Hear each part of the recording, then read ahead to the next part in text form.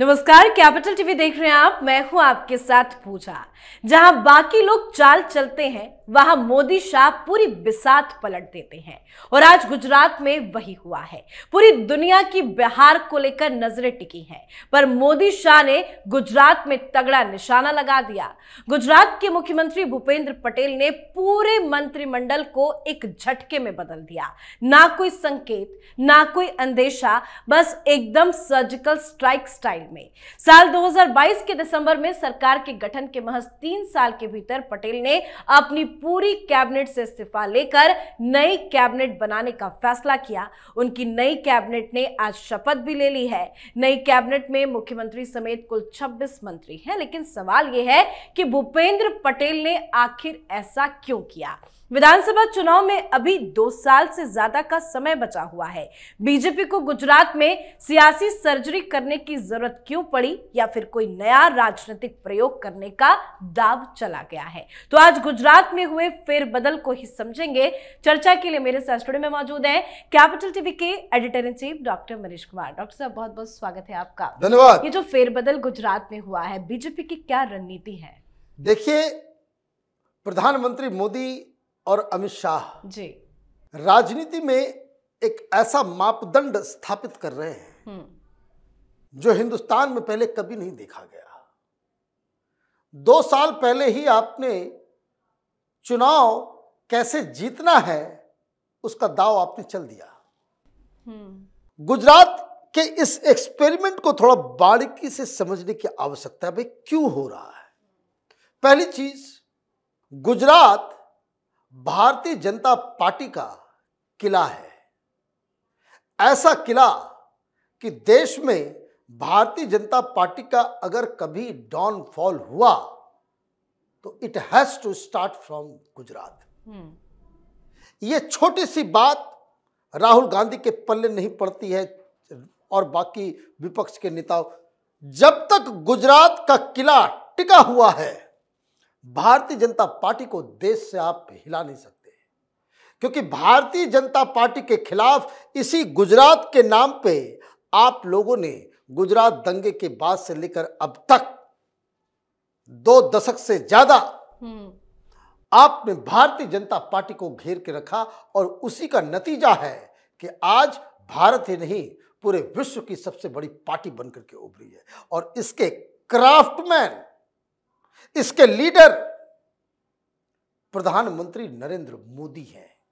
अटल बिहारी वाजपेयी, आडवाणी जी, मुरली मनोहर जोशी, इन लोगों ने भारतीय जनता पार्टी को एक प्लेटफॉर्म तो बना करके दिया, लेकिन पूरी तरीके से कैसे देश के ऊपर छा जाना है, तो प्रधानमंत्री वो पंचायत से लेके केंद्र तक हर चुनाव जीतने में पूरी जान लगा देनी। और सिर्फ मेहनत नहीं, राजनीति का खेल शतरंज की तरह है। जो खिलाड़ी प्रीएम्प्ट कर लेता है वही शतरंज की बाजी जीतता है। यही काम हुआ है, कोई अनायास नहीं। देखिए, अभी राहुल गांधी लोगों के पल्ले में नहीं पड़ा हुआ है क्या हो रहा है।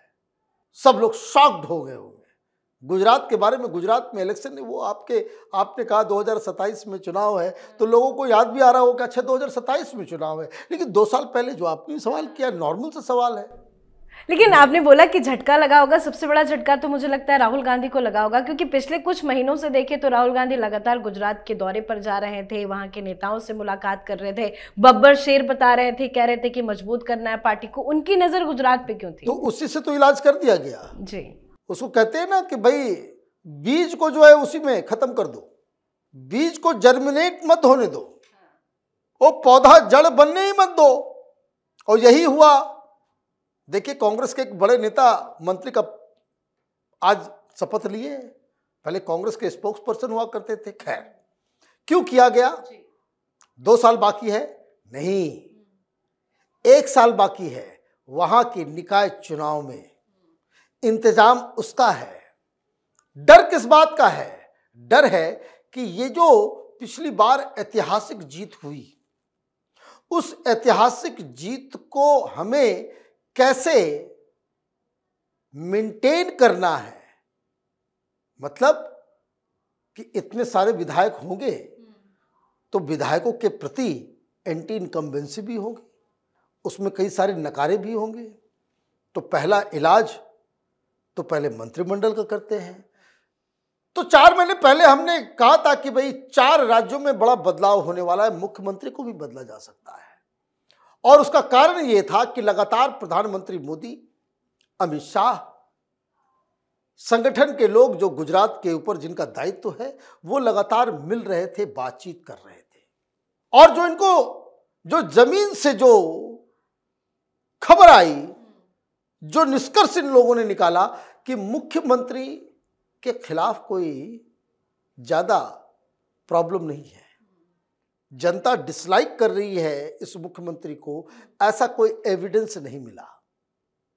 लेकिन मंत्रियों का रिपोर्ट कार्ड बड़ा खराब है। तो इन्होंने कहा कि भाई ठीक है।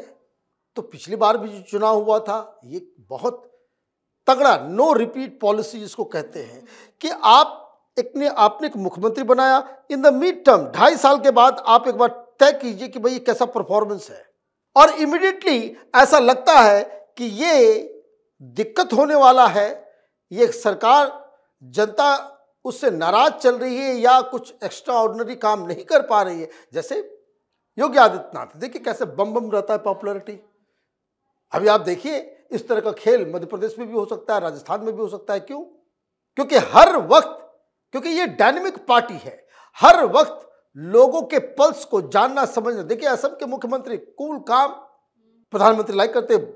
उत्तराखंड के अंदर बहुत सारे लोग हैं जो गड़बड़ सड़बड़ करने की कोशिश करते हैं, लेकिन फीडबैक आ जाता है कि नहीं धामी साहब ठीक है, तो ठीक है।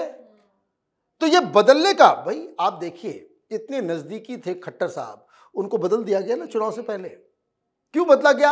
ये प्रैक्टिकल पॉलिटिक्स। सर सीएम तो कई बदले गए, लेकिन इस तरह से अचानक से पूरी कैबिनेट का इस्तीफा ले लेना, नए मंत्रियों की एंट्री, नए चेहरा की एंट्री लेना, पिछले बार भी किया गया। वो इसलिए किया गया क्योंकि आपको सोशल इक्वेशंस जो है आपको ठीक करना था।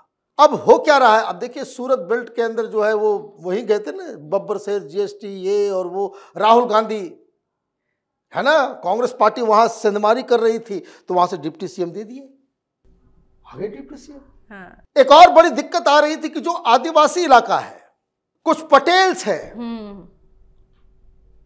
वो आम आदमी पार्टी के तरफ उनका जो है वो झुकाव, और पूरी तरीके से आम आदमी पार्टी ने उस सेगमेंट को कैच करने के लिए इटालिया, और देखिए आम आदमी पार्टी के लोग भी बहुत जा रहे हैं वहां, बहुत ज्यादा जा रहे हैं।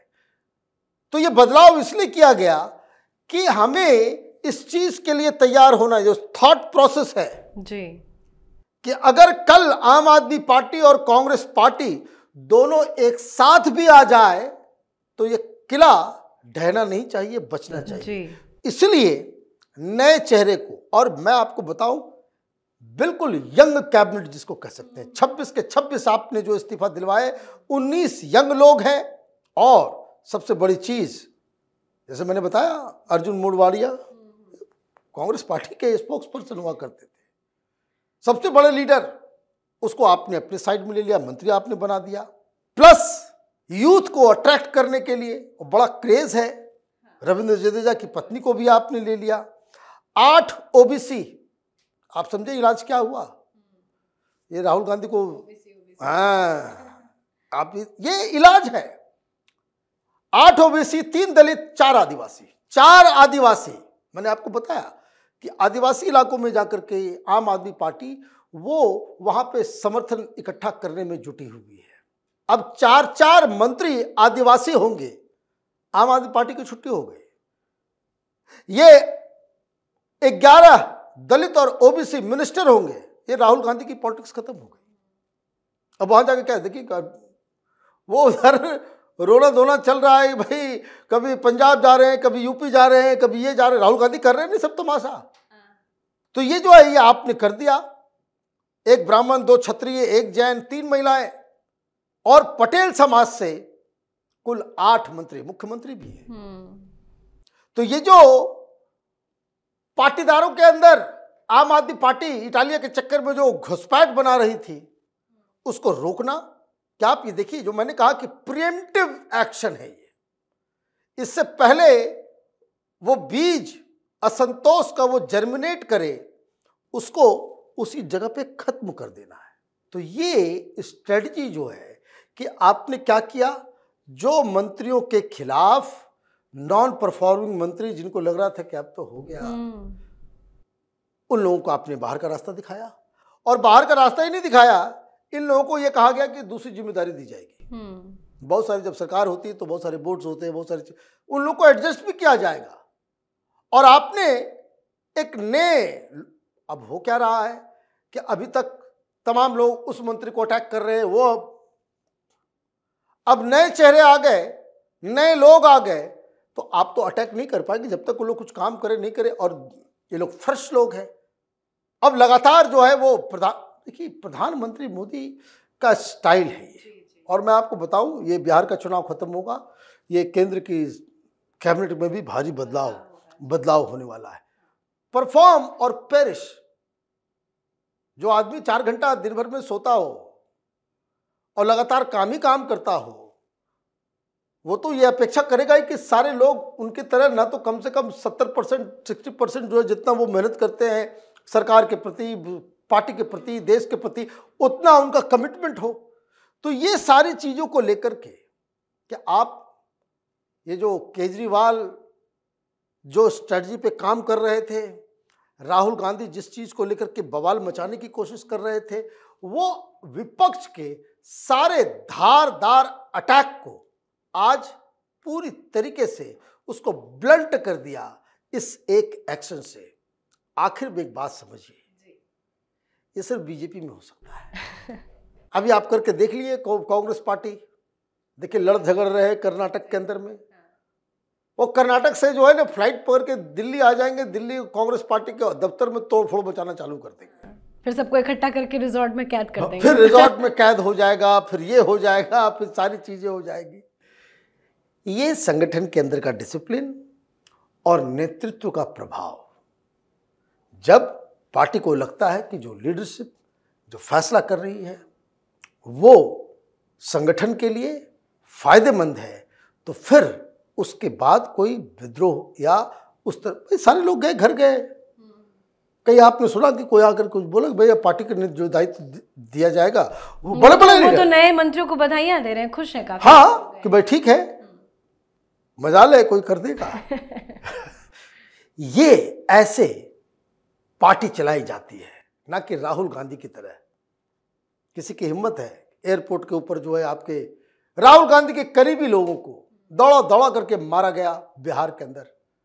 तो ये फर्क को भी हमें समझना चाहिए।